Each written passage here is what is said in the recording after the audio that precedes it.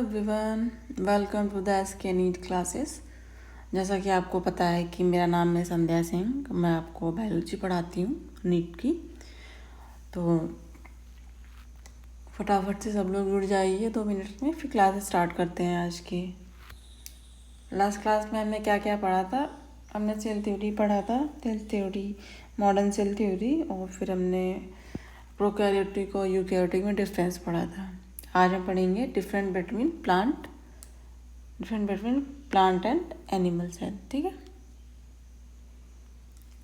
चलिए फटाफट से आप लोग जुड़ जाइए। जो भी लोग जुड़ रहे हैं कमेंट सेक्शन में यस लिखिए ताकि मुझे पता रहे कौन कौन जुड़ रहा है।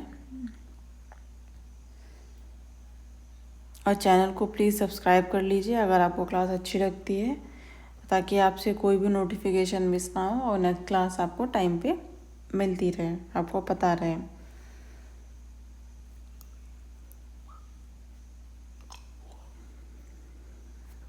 हमारी रेगुलर क्लासेस हो रही हैं, 5 जून से स्टार्ट हुई हैं क्लासेस।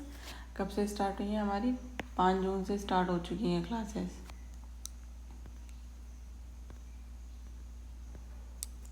5 जून से स्टार्ट हो चुकी हैं। तो जो भी लोग नीट की प्रिपरेशन करना चाहते हैं बायोलॉजी सब्जेक्ट्स का, वो आपको पूरा सिलेबस मैं यहाँ पे कवर कराऊंगी। उसकी आप टेंशन मत लो, पूरा सिलेबस विद डिटेल में एनसीईआरटी बेस्ड पूरा रहेगा। ओके, तो चलिए फिर आज की क्लास स्टार्ट करते हैं फटाफट से। सब लोग जुड़ गए होंगे। तो आज हम क्या पढ़ेंगे? एनिमल सेल और प्लांट सेल के बीच में डिफरेंस पढ़ेंगे।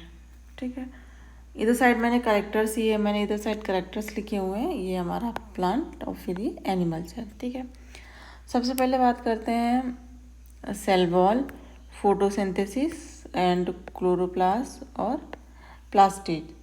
तो ये सब क्या होते हैं? प्लांट सेल में अब प्रेजेंट होते हैं और एनिमल सेल में अब्सेंट होते हैं। जो प्लांट सेल में सेल वॉल प्रेजेंट होती है, क्योंकि इसकी वजह से जो सेल को जो फिक्स्ड शेप और एक्स्ट्रा सपोर्ट मिलता है ना, सेल वॉल जो प्रेजेंट होती है क्या करती है? जो सेल को एक तो फिक्स शेप देती है और फिर एक्स्ट्रा सपोर्ट देती है, मिलता है। ठीक है, फोटोसिंथेसिस से क्या होता है कि प्लांट सेल में होता है, इसमें क्या होता है? क्लोरोप्लास्ट प्रेजेंट होता है। क्लोरोप्लास्ट और फोटोसिंथेसिस प्रेजेंट होता है प्लांट सेल में, प्लास्ट प्रेजेंट होता है। क्लोरोप्लास्ट क्या है? क्लोरोप्लास्ट भी एक टाइप का प्लास्टिड ही होता है। ठीक है, प्लास्टिड केवल प्लांट सेल में ही प्रेजेंट होता है, एनिमल सेल में अब्सेंट होता है। अब बात करते हैं, और ये क्या होते हैं? हमारे प्लांट सेल क्या होते हैं? ऑटोट्रोपिक होते हैं। ऑटोट्रोपिक का मतलब है कि अपना भोजन स्वयं बनाते हैं, जबकि जो हमारे एनिमल सेल होते हैं हेट्रोट्रोपिक होते हैं, मतलब अपने भोजन के लिए दूसरे ऑर्गेनिज्म पर डिपेंड रहते हैं। ठीक है, फिर बात करते हैं सेल साइज की। तो प्लांट सेल में कैसा होता है? सेल साइज लार्ज होता है और इसमें कैसा होता है? स्मॉल होता है। फिर बात करते हैं गोल्जी बॉडी। तो जो प्लांट सेल में गोल्जी बॉडी होती है उसको बोलते हैं हम डिक्टियोसोम। एनिमल सेल में गोल्जी को बोलते हैं गोल्जी बॉडी। ठीक है, अब बात करते हैं लाइसोसोम, सेंट्रियोल एंड सेंट्रोसोम। ठीक है, ये क्या है? ये हमारे जो पॉइंट्स हैं ये प्लांट में अब्सेंट होते हैं और एनिमल्स में क्या होते हैं? प्रेजेंट होते हैं। ठीक है, यहाँ तक हो गया।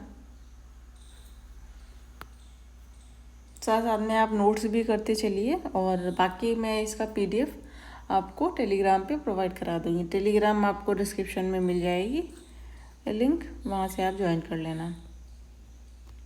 फिर बात करते हैं एस्ट्रल रेज और स्पाइंडल फाइबर और रिजर्व फूड मटेरियल। तो एस्ट्रल रेज क्या होती हैं? प्लांट सेल में तो एब्सेंट होती हैं, इसमें प्रेजेंट होती हैं। एस्ट्रल रेज क्या होती हैं आपको पता है? जैसे कि हमारा जो ये जैसे सेल होता है, इसमें ये जो स्पाइंडल फाइबर होते हैं ऐसे ऐसे, ये जो इधर साइड स्ट्रक्चर बनी होती है नीचे, ये हमारी क्या होती है? एस्ट्रल रेज होती हैं। ये क्या होती हैं? हमारी स्पाइंडल फाइबर होती हैं। आपने उसमें क्या बोलते हैं सेल डिवीज़न में ये आप चैप्टर पढ़ोगे, उसमें आपको ऐसी स्ट्रक्चर देखने को मिलेगी। तो ये हमारे स्पाइंडल फाइबर हो जाएंगे, ये हमारी क्या हो जाएंगी, एस्ट्रल रेज हो जाती हैं। यहाँ से जो जेनेटिक मटेरियल क्रोमोसोम्स वगैरह लगे रहते हैं, ठीक है। तो स्पाइंडल फाइबर तो प्रेजेंट होती हैं, लेकिन एस्ट्रल रेज एब्सेंट होती हैं। और रिजर्व फूड मटेरियल प्लांट में हमारा स्टार्च होता है, और इसमें हमारा होता है ग्लाइकोजन एनिमल में, ठीक है। तो यहाँ तक हो गया।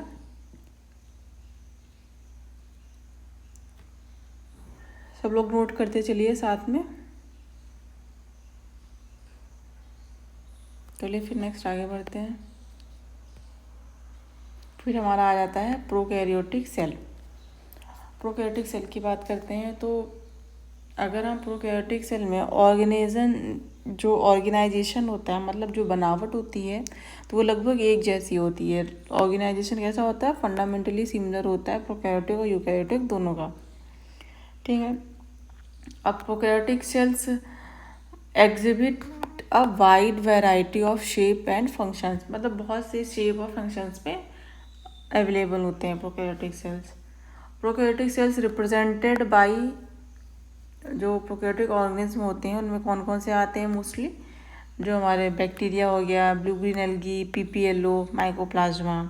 ये क्या होते हैं, multiply faster than eukaryotic and generally smaller होते हैं। तो इनमें जो डिवीज़न होता है, मल्टीप्लाई क्या होते हैं, बहुत जल्दी जल्दी होते रहते हैं। यूकैरियोटिक की तुलना में ये बहुत जल्दी मल्टीप्लाई करते हैं। और प्रोकैरियोटिक सेल में जितने भी प्रोकैरियोटिक सेल हैं, all prokaryotics have a cell wall surrounded the cell membrane. सब में सेल वॉल प्रेजेंट होती है सेल मेम्ब्रेन के बाहर, एक्सेप्ट इन माइकोप्लाज्मा, लेकिन माइकोप्लाज्मा में एब्सेंट होती है, ठीक है। No well defined nucleus, well defined nucleus नहीं होता है, जैसे मतलब कि न्यूक्लियस के चारों तरफ मेम्ब्रेन नहीं होती, इसीलिए अलग न्यूक्लियस नहीं बनता है, साइटोप्लाज्म में ही रहता है। इसकी वजह से क्या होता है, जेनेटिक मटेरियल हमारा नेकेड पाया जाता है, ठीक है। इसमें लिखा हुआ है genetic material is basically naked होता है, not envelope by a nuclear membrane. Okay, यहाँ तक हो गया। आप साथ साथ में लिखते भी चलिए ताकि छूटे ना, और क्लास अच्छी लगे आप उसके लिए प्लीज़ चैनल को सब्सक्राइब करें और क्लास को लाइक करें। और कमेंट सेक्शन में आप जो भी डाउट है आप वो पूछते चलिए, मैं उसका आपको रिप्लाई करूँगी, ओके। तो चलिए फिर नेक्स्ट आगे बढ़े, यहाँ तक हो गया सबका।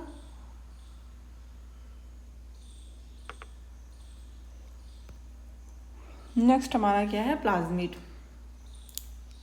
प्लाज्मिड क्या है, used to monitor bacteria transformation with foreign DNA. मैंने आपको प्लाज्मिड आपको जो डिफरेंस बताए थे प्रोकैरियोटिक और यूकैरियोटिक में, उसमें आपको प्लाज्मिड मैंने डिटेल से पढ़ाया था, ठीक है। बाकी हमारा जो मीजोजोम हो गया, इसको हम आगे डिटेल में पढ़ेंगे, हाँ ठीक है। तो प्लाज्मिड क्या है, एक्स्ट्रा क्रोमोसोमल डीएनए होता है जो कि डबल स्टैंडर्ड होता है, जो बैक्टीरियल ट्रांसफॉर्मेशन फॉर्जेंट डीएनए के ट्रांसफर में काम आता है। जो बैक्टीरिया का ट्रांसफॉर्मेशन होता है और जो फॉर्जेंट डीएनए होता है, फॉर्जेंट डीएनए मतलब दूसरा डीएनए, उसके ट्रांसफर में काम आता है, ठीक है। Prokaryotics have something unique in the form of inclusion. मतलब क्या है कि प्रोकैरियोटिक सेल में इंक्लूजन्स भी मिलते हैं जो कि रिजर्व मटेरियल स्टोर जिनमें रहता है, ठीक है। रिजर्व मटेरियल जो होता है जिनमें स्टोर रहता है उनको हम बोलते हैं इंक्लूजन बॉडीज़, ठीक है। फिर है कुछ मीजोजोम, मैंने आपको बताया, आगे डिटेल में हम लोग पढ़ेंगे मीजोजोम को। ये क्या होता है, इनफोल्डिंग ऑफ सेल मेम्ब्रेन। मैंने आपको डिफरेंस में आपको बताया था इनफोल्डिंग ऑफ सेल मेम्ब्रेन, जैसे ये हमारी सेल मेम्ब्रेन है, तो इसमें जो अंदर की तरफ होती है इनफोल्डिंग, उसको क्या बोलते हैं हम,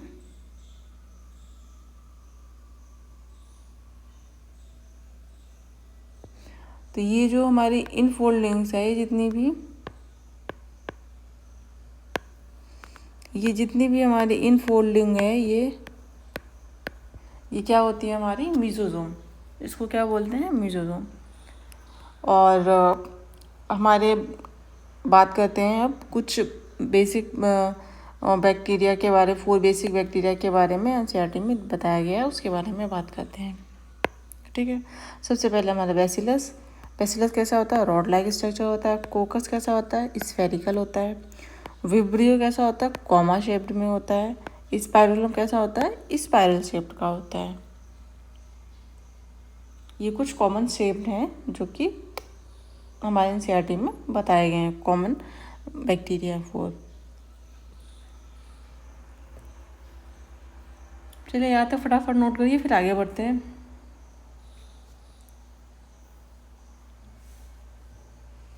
यहाँ तक हो गया, चलिए नेक्स्ट आगे बढ़ते हैं। फिर बात करते हैं हम सेल एनवेलप की। सेल एनवेलप में क्या होता है, तो मोस्ट प्रोकैरियोटिक सेल में, ज़्यादातर प्रोकैरियोटिक सेल में, पार्टिकुलरली बैक्टीरिया में, स्पेशली बैक्टीरिया में, have chemical complex cell envelope, chemically complex cell envelope पाया जाता है। ठीक है, सब लोग साथ साथ में नोट करते चल रहे हैं। तो जो हमारा सेल एनवेलप है ये 3 लेयर से बनकर बना होता है, of tightly bounded 3 layer structure होता है। इसमें सबसे बाहर होता है हमारा ग्लाइकोकैलिक्स, आउटर मोस्ट लेयर होता है, उसके अंदर होता है सेल वॉल, फिर सबसे अंदर होता है हमारा सेल मेम्ब्रेन। ये तीनों लेयर जो होती हैं इनका काम क्या होता है, अलग अलग, इनके तीनों लेयर के काम अलग अलग होते हैं, लेकिन ये जब एक साथ मिलती हैं ना तो एक यूनिट का काम करती हैं। जैसे इसमें लिखा है, functions of all 3 layers are distinct but together they act as a unit. इस पॉइंट्स को आप याद करना, एनसीईआरटी में लिखा हुआ है और ये इम्पॉर्टेंट है क्योंकि हमारे एग्ज़ाम में डायरेक्ट आता है कि इंडिविजुअली क्या एक्ट करती हैं और अगर तीनों एक साथ मिलती हैं तो क्या कैसे एक्ट करती हैं, तो एक्ट एज अ यूनिट। ये चीज़ आप ध्यान रखना।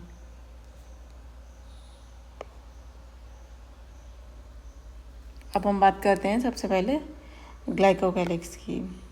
ग्लाइकोकैलिक्स क्या है, ये सबसे आउटर लेयर होती है, फॉर्म्ड बाय पॉलीसैकेराइड्स की बनी होती है। इसके 2 काम होते हैं, एक हमारे पास सबसे पहले प्रोटेक्शन, फिर एडेशन। एडेशन मतलब होता है कि चिपकना, ठीक, मतलब सरफेस पर चिपकने में मदद करता है। और ग्लाइकोकैलिक्स के 2 टाइप्स होते हैं, एक होता है स्लाइम लेयर, एक होती है हमारी कैप्सूल। अगर लेयर ढीली होती है या फ्लेक्सिबल हो तो उसे हम ढीली या फ्लेक्सिबल होती है उसे बोलते हैं स्लाइम लेयर। और लेयर थिक एंड टफ या हार्ड लेयर उसको हम बोलते हैं कैप्सूल। ओके, यहाँ तक हो गया। आपको अगर कुछ भी डाउट है, नहीं समझ में आ रहा है, तो आप वो कमेंट सेक्शन में आप बोलना, मैं आपको रिप्लाई करूँगी। ठीक है, चलिए फिर नेक्स्ट आगे बढ़ते हैं। अब हम बात करते हैं सेल वॉल की। सेल वॉल के हम फंक्शन सबसे पहले देख लेते हैं, क्या क्या फंक्शंस हैं। तो जो सेल वॉल होती है, सेल को शेप और साइज़ प्रोवाइड करती है, मेंटेन करती है सेल का साइज़ एंड शेप को सेल वॉल। ठीक है, प्रिवेंट करती है bursting and collapsing of cell, मतलब क्या कि सेल को फटने और दबने से बचाती है जो हमारी सेल वॉल होती है। ठीक है, सेल टू सेल इंटरेक्शन में मदद करती है। ये जो नॉन लिविंग होती है, परमिएबल होती है एंड हार्ड होती है। ठीक है, परमिएबल का मतलब क्या होता है कि ये साथ में ही, जैसे कि जो अनवांटेड मॉलिक्यूल्स को होते हैं ना उनको अंदर आने से रोकती है। जैसे हमारी ये मान लो सेल वॉल है, ये क्या होती है, परमिएबल होती है। ठीक है, तो इसकी वजह से क्या होती है, तो prevent the entry of unwanted large molecules को अंदर आने से रोकती है। ठीक है, फिर प्रोटेक्शन ऑफ सेल, सेल का प्रोटेक्शन करती है। अब सेल वॉल को अलग अलग ग्रुप में हम देखते हैं। ठीक है, सबसे पहले हम देखते हैं कि प्रोकैरियोटिक्स में कैसे सेल वॉल होती है। प्रोकैरियोटिक्स में बात करें सबसे पहले मोनेरा की। मोनेरा में हमारा आता है bacteria, archaea and mycoplasma. Bacteria में सेल वॉल किसकी बनी होती है? हमारी पेप्टाइडोग्लाइकॉन की बनी होती है। गैस को हम यूरिन बोलते हैं। पेप्टाइड मतलब हो जाएगा हमारा अमीनो एसिड, और ये जो ग्लाइकॉन है इसका मतलब होता है कार्बोहाइड्रेट। कार्बोहाइड्रेट में कौन सा कार्बोहाइड्रेट? एक होता है नाम NAM, एक होता है नाग। तो NAM का क्या फुल फॉर्म है? NAM का फुल फॉर्म है एन एसिटाइल म्यूरेमिक एसिड। क्या है? N acetyl muramic acid. और NAG नाग का है हमारा एन एसिटाइल ग्लूकोसामाइन। ठीक है। और फिर बात करते हैं हम आर्किया में। इसमें कैसी होती है? हमारी स्यूडोम्यूरेन की बनी हुई होती है। माइकोप्लाज्मा में अब्सेंट होती है हमारी। ठीक है, यहाँ तक हो रहा है? सब लोग साथ नोट करते चल रहे हैं। नेक्स्ट आगे बढ़ते हैं। फिर हमारा है यूकैरियोटिक सेल।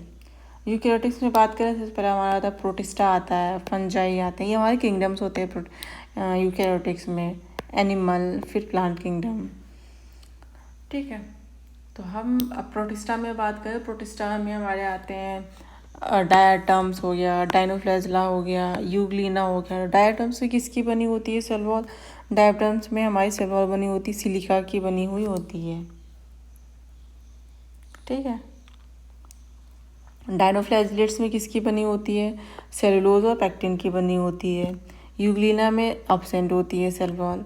फंजाई में काइटिन की बनी होती है। स्पेशली पॉलीमर कौन सा होता है? नाग पॉलीमर्स होता है। ठीक है। एनिमल में क्या होता है? अब्सेंट होती है। फिर हमारा आता है प्लांट में। तो प्लांट में सेल वॉल होती है, और लोअर प्लांट यानी जैसे कि अलगी और हायर प्लांट तो कैसी बनी होती है? बात करते हैं लोअर प्लांट में जो होती है जैसे कि एल्गी, इसमें सेलुलोज की मोस्टली तो सेलुलोज की बनी होती है। सेलुलोज के साथ में ग्लैक्टेंस होता है, मैनस होता है, और कभी कभी कैल्शियम कार्बोनेट भी मिल सकता है। ठीक है। अब बात करते हैं हम हायर प्लांट्स की। तो इसमें मोस्टली जो हमारी सेल वॉल है सेलुलोज की बनी होती है। साथ ही में हमारा पैक्टिन एंड हेमिसेलुलोज भी मिले होते हैं। ठीक है, तो हमने ये पूरा देख लिया सेल वॉल किसकी बनी होती है। इसमें हमने एक पॉइंट देखा कि सेल वॉल अब्सेंट किस में है, किस में अब्सेंट है। तो हमारा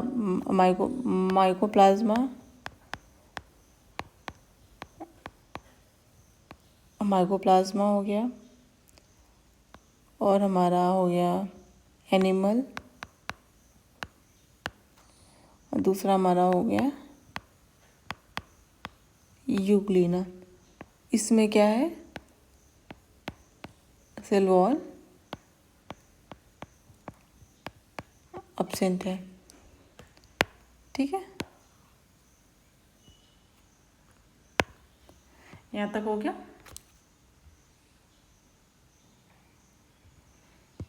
तो आज की क्लास हमारी यहीं तक ही है। तो आज की क्लास हमारी यहीं तक है, और नेक्स्ट क्लास में हम इसके आगे का पढ़ेंगे। हमारा जो सेल मेम्ब्रेन है, फिर बाकी जो स्ट्रक्चर्स हैं जैसे gram positive bacteria, gram negative bacteria, और हमारा मिजोजोम है, ये जो स्ट्रक्चर्स है बाकी हम फिर नेक्स्ट क्लास में पढ़ेंगे। तो चलिए फिर मिलते हैं नेक्स्ट क्लास में। आई होप आपको क्लास अच्छी लगी होगी। क्लास अच्छी लगी आप प्लीज़ लाइक करना, शेयर करना, सब्सक्राइब करना चैनल को, और कमेंट सेक्शन में कमेंट ज़रूर करना ताकि मुझे पता रहे कितने लोग एक्टिव हैं, एक्चुअल में प्रिपरेशन कर रहे हैं।